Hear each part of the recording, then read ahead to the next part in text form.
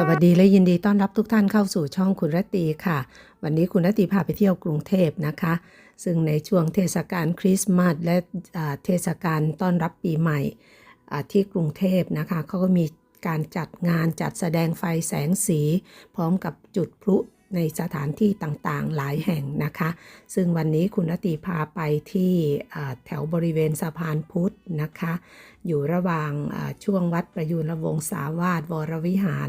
กับวัดกัลยาณมิตรนะคะซึ่งตรงนี้จะเป็นเลียบชายฝั่งของแม่น้ำเจ้าพระยาค่ะเดี๋ยวพาไปดูบรรยากาศก่อนนะคะว่าคนมาเที่ยวงานหรือคนมารอชมไฟชมพลุเนี่ยมากมายขนาดไหนในวันนี้ไปชมพร้อมๆกันเลยค่ะ